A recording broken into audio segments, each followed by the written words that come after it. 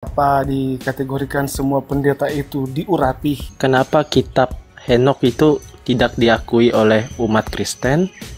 Yang kedua, itu semisalnya roh manusia ini misalnya meninggal kan, rohnya itu kemana Kak? Atau dia ke surga, atau dia ke neraka, atau ada di tempat lain? Itu aja. Mungkin sekian aja Kak. Ya. Tentang kitab Henokh itu kenapa dia tidak diakui oleh iman Kristen atau tidak masuk di dalam protokanonik atau kanon yang pertama? Karena kitab Henokh itu tergolong dalam kitab apokrifa atau dengan bahasa lain disebut dengan pseudepigrapha, ya, dimana penulisnya itu bukanlah Henokh, ya, karena Henokh tidak ada menulis apapun pada masanya itu. Dan kitab Henokh itu kitab layak baca, ya, tetapi tidak dijadikan sebagai dasar atau pondasi iman kekristenan karena memang dianggap pseudepigrapha tadi dan juga apokrifa, penulisannya dan alurnya tidak jelas. Dan banyak hal-hal yang dalam kitab Henokh ini menentang isi yang diungkapkan oleh Tauratnya Musa. Itu banyak, ya. Nah, kemudian yang kedua itu mengenai orang mati itu kemana? Orang mati itu ya setelah mati, ketika dia percaya Tuhan Yesus, dia akan pergi, malaikat akan menuntun rohnya ke Firdaus. Tapi ketika dia tidak percaya Yesus, maka maut akan menuntun jiwanya ke neraka atau ke alam tertarus oleh karena dosanya. Begitu, ya.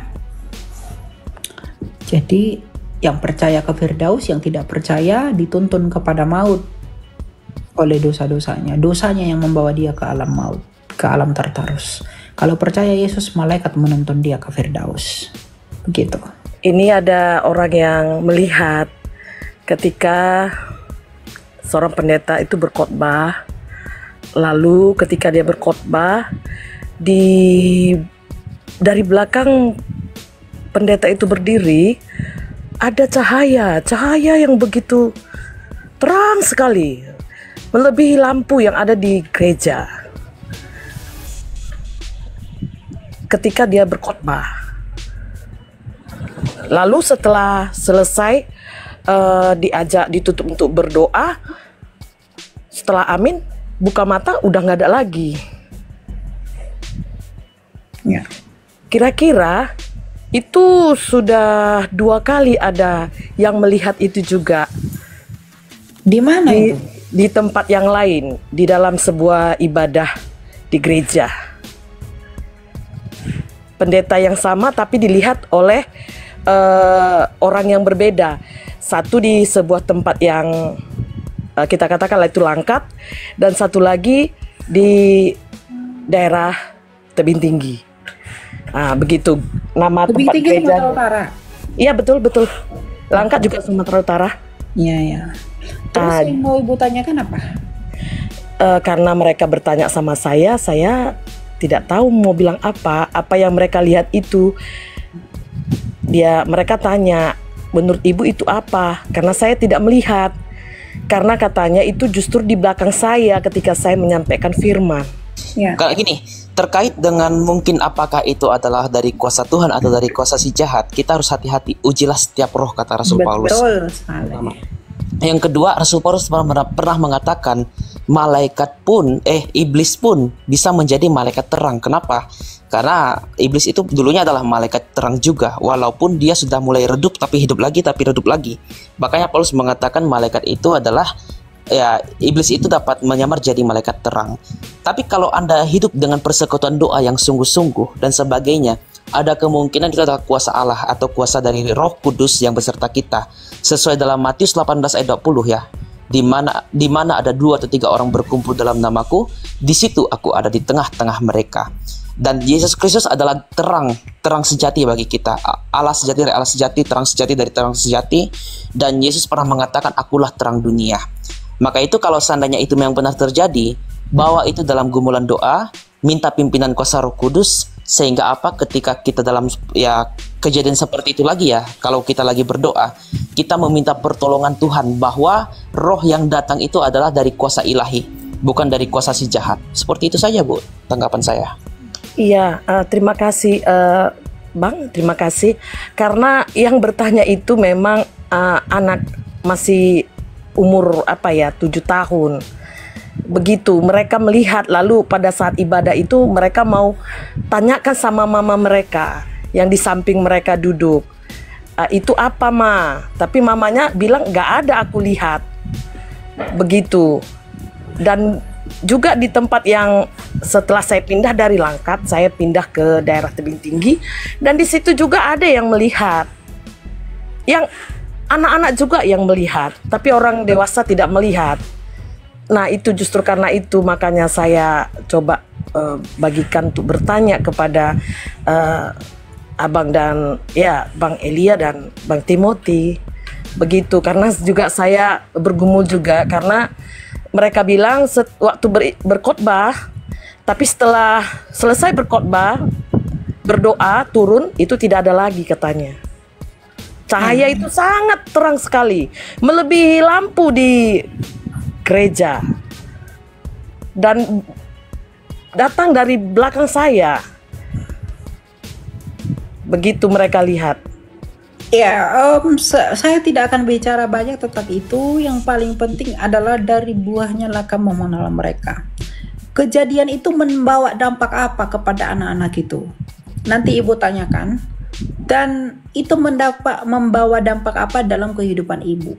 Dan kemudian secara pribadi ibu harus merefleksikan dan merenungkan bagaimana kehidupan rohanimu. Apakah kamu sudah sungguh-sungguh menjadi terang atau tidak? Ya. Karena apapun yang terjadi, fenomena apapun yang terjadi, itu bisa saja dari Tuhan, bisa ataupun tidak. Tapi yang paling penting itu adalah kita perlu tahu yang menyebabkan itu apa. Ya, kalau kita memang berpikir bahwa hal itu membawa dampak baik bagi pertumbuhan iman kita, atau mungkin memberikan sesuatu yang baik bagi anak-anak itu, ya enggak masalah. Ya, tapi kalaupun tidak, ujilah segala sesuatu. Saya pun pernah begitu. Saya pernah ke gereja tertentu, ya. Saya melihat ada seorang pemusik, dia main piano lah, ya, organ gitu ya. Nah, ketika dia main itu, ada seorang ibu-ibu masuk ke dalam gereja. Dia ternyata orang buta. Ya, ini gereja masih sepi banget, nggak ada orang, dan cuma saya, orang itu, dan ada orang yang masuk ke dalam gereja. Si ibu ini teriak, dia bisa melihat kembali. Dia sembuh dari kebutaannya. Artinya apa? Tuhan itu bisa melakukan apapun yang memang Tuhan mau nyatakan bagi kita. Tapi bagaimana kita memahaminya itu yang penting. Ya, makanya Tuhan Yesus bilang dari buahnya lah kamu mengenal mereka. Gitu ya, Bu ya. Iya. Ya, Terima kasih lah tetap ya, Bang, semangat ya dalam melayani Tuhan. Iya, terima kasih Bang. Ya, Tuhan berkati. Salam. Halo. Gitu ya. Jadi yang terpenting itu adalah apa dampaknya sebelum buat konklusi. Itu paling penting. Biar tidak salah memahami.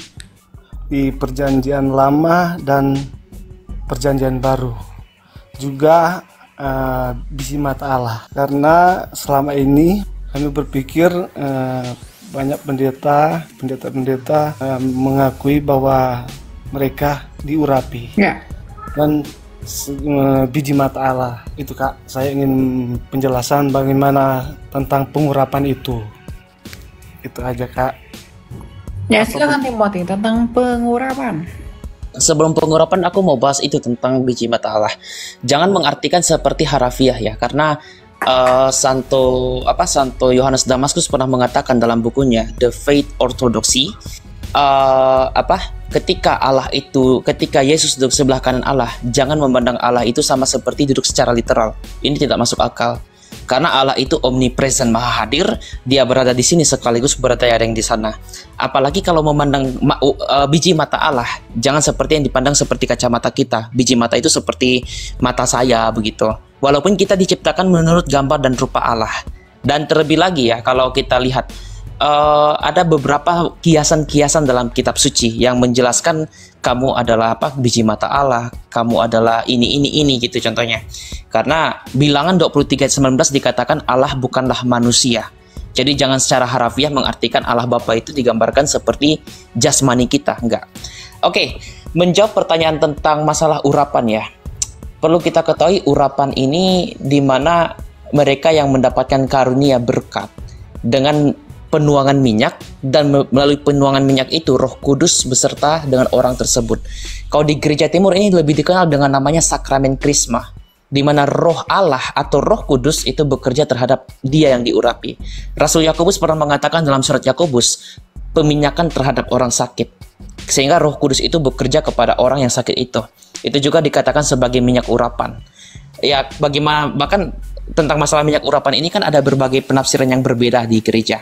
Tapi kalau di Gereja Timur khususnya, itu lebih spesifik terhadap krisma, ya, sakramen krisma, dan yang kedua sakramen penyembuhan. Jadi itu ada dengan minyak urapan sehingga Roh Kudus itu bekerja. Ya itu sih. Tapi kalau terkait dengan yang Anda tanya mengenai pendeta Anda, mungkin itu teologumena, karena tidak mewakili keseluruhan gereja. Sedangkan yang saya ambil ini berdasarkan tafsiran Gereja Timur yang sifatnya itu universal, seperti itu. Ya, gitu ya Pak ya. Iya Kak Elia. Tapi di Perjanjian Baru saya ingin bertanya, apakah rasul-rasul itu diurapi atau gimana, atau di Perjanjian Baru itu hanya saya baca itu hanya Yesus yang diurapi. Pengurapan para rasul itu tipologinya hampir sama seperti Kristus, tapi berbeda. Yesus diurapi dengan kuasa Roh Kudus ketika di pembaptisan itu untuk dinyatakan. Ingat ya, dalam pembaptisan dikatakan supaya ia dinyatakan. Ini juga menjawab Kesarasen yang mengatakan Yesus itu berdosa sehingga harus dibaptis. Enggak, Alkitab mengatakan supaya dia dinyatakan. Dan itulah pengurapannya, itulah dimateraikannya. Pengurapan itu ya dimateraikan sang anak sebagai yang layak. Terkait dengan para rasul, Anda bisa lihat juga dalam Kisah Para Rasul ya. Mulai dari Injil Yohanes dulu deh. Yohanes pasal 20 kalau saya nggak salah. Mereka itu diurapi dengan kuasa Roh Kudus ketika Kristus menghembusi mereka. Bentar ya, Yesus menampakkan diri kepada Thomas. Kebangkitan Kristus. Yesus menampakkan diri. Yohanes 20 ayat 22. Dan sudah berkata demikian, ia menghembusi mereka dan berkata, terimalah Roh Kudus. Jikalau kamu mengampuni dosa orang, dosanya diampuni, dan jikalau kamu menyatakan dosa orang tetap ada, dosanya tetap ada. Ini adalah suatu pengurapan yang diberikan melalui kuasa Roh Kudus. Karena kuasa Roh Kudus itu mengurapi. Satu lagi ketika hari raya Pentakosta. Bentar ya. Pasal 2 ayat 1 sampai 2. Ketika tiba hari Pentakosta, semua orang percaya berkumpul di satu tempat. Tiba-tiba turunlah dari langit suatu bunyi seperti tiupan angin keras yang memenuhi seluruh rumah di mana mereka duduk, dan tampaklah kepada mereka lidah-lidah seperti nyala api yang berteberangan dan hinggap pada mereka masing-masing. Maka penuhlah mereka dengan Roh Kudus.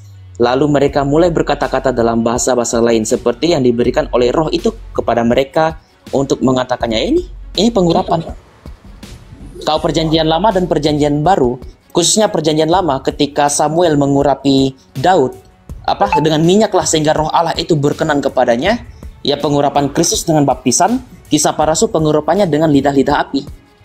Jadi kasus pengurapan itu adalah di mana Roh Kudus hadir dari urapan yang diberikan oleh seseorang atau mediatornya, atau langsung dari Allah langsung kepada para murid, seperti itu. Jadi Kak Timothy, pendeta-pendeta itu apa dikategorikan semua pendeta itu diurapi? Diksi tertentu, karena saya tidak bisa memberikan penafsiran saya terhadap pendeta-pendeta luar.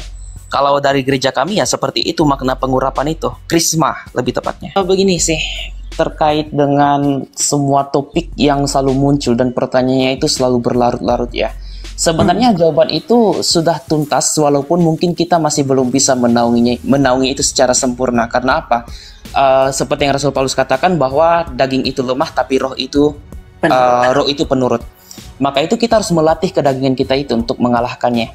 Banyak orang yang mengatakan bahwa kita sudah dimerdekakan. Tetapi ketika kita sudah merdeka, bukan berarti kita bisa semena-mena. Seperti yang Rasul Paulus katakan dalam kitab Galatia pasal 5 ayat 13. Kamu sudah merdeka, tapi jangan karena kemerdekaanmu itu, kamu berbuat dosa. Nah, dan Rasul Paulus pernah juga mengatakan bahwa ketika kita, ya, kalau kita berdosa, dia pernah mengatakan dirinya, ketika aku berdosa, itu bukan karena kehendakku, tetapi karena kedaginganku lah yang mendorong aku. Maka itu kedagingan kita inilah yang harus kita lawan. Musuh-musuh kita adalah musuh-musuh yang berada di angkasa sana, ya iblis itu, Efesus 2. Tetapi juga adalah kedagingan kita yang selalu memberontak di hadapan Allah, karena kedagingan ini untuk maunya mati. Tetapi kalau seandainya kita mematikan kedagingan kita dalam nafsu-nafsu kita, ya, kebebasan kita untuk berdosa, ya Tuhan akan memberikan karunia berkat kepada kita sehingga kita layak untuk apa? Layak di hadapan Allah dan layak menanggalkan semua nafsu-nafsu dunia kita ini. Kenapa? Karena kita ini lemah secara daging, tapi kita akan diperkuat dalam kuasa Roh Kudus. Terkait dengan pertanyaan-pertanyaan kalian, ya, mengenai tentang siapa itu Yesus, siapa itu Allah Bapa dan sebagainya, pelajarilah Alkitab dengan orang yang tepat. Kita tidak hanya serta-merta menafsirkan kitab suci berdasarkan pendapat pribadi. Karena apa? Karena Alkitab itu adalah ajaran yang diterima secara universal, bukan secara personal. Ajaran itu bukan hanya sekedar teologumena. Teologumena itu betul. Tafsiran pribadi itu bisa betul, tetapi harus sesuai dengan alur yang disampaikan dalam ajaran konsili. Kalau tidak konsili, ya consentrum patrum, yang artinya disepakati oleh seluruh bapak-bapak gereja. Jadi, sudah tepat Anda kalau seandainya Anda naik di roomnya Kak Elia, Anda bertanya sama beliau dengan kerendahan hati, bukan dengan untuk menguji, ya, menguji ilmu, enggak. Alkitab tidak pernah mengatakan kita untuk menguji ilmu seolah-olah untuk berdebat, enggak. Tapi kita harus menyelesaikan itu. Sama seperti peristiwa orang-orang di Antioquia yang mengatakan kamu itu harus disunat supaya kamu itu selamat. Nah, Paulus dan Barnabas menentang mereka. Tapi bukan Paulus dan Barnabas itu langsung mengatakan kamu sesat dan sebagainya. Dia melapor kepada para rasul untuk menyelesaikan ini dengan suatu sidang. Jadi seperti itulah Anda kalau saya ingin belajar kepada Kak Elia, ya Anda harus memiliki kerendahan hati seperti yang Paulus dan Rasul Barnabas lakukan. Mereka tidak semena-mena, tapi harus adanya perundingan bersama. Ya seperti itu sih yang bisa saya sampaikan Kak Elia.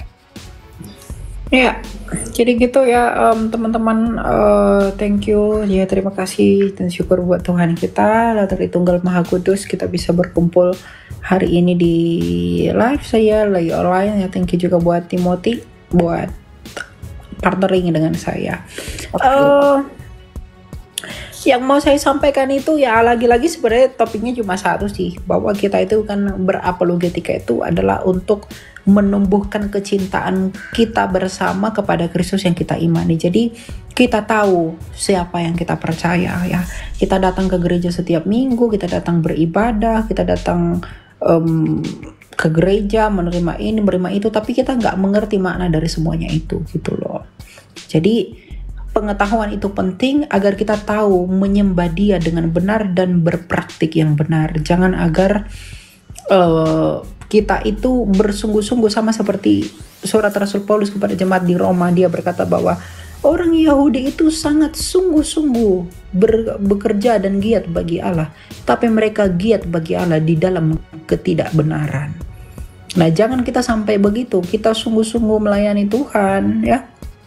Kita jadi pemusik, kita jadi worship leader, jadi apa segala macam di gereja, tapi kita tidak punya pengertian yang sungguh-sungguh tentang Tuhan yang kita layani bagaimana. Artinya kita bersungguh-sungguh di dalam kesalahan. Begitu. Nah, itu jangan sampai terjadi, agar pelayanan kita diperhitungkan oleh Tuhan dengan pengertian yang benar kepada siapa itu kita tujukan, untuk adanya ortodoksia tadi, pengajaran yang benar, ortolatria penyembahan yang benar, dan ortopraksia cara hidup yang benar. Begitu. Ya, jadi kita menerima pengetahuan itu diresapi dan dikomunikasikan kepada Allah melalui penyembahan yang diekspresikan dalam ketaatan dan juga praksia, buah dari ketaatan itu. Gitu. Oke, thank you teman-teman, thank you Timothy, thank you semua. Kita bertemu lagi. Ya, thank you juga ya kawan-kawan di bawah. Yo, thank you.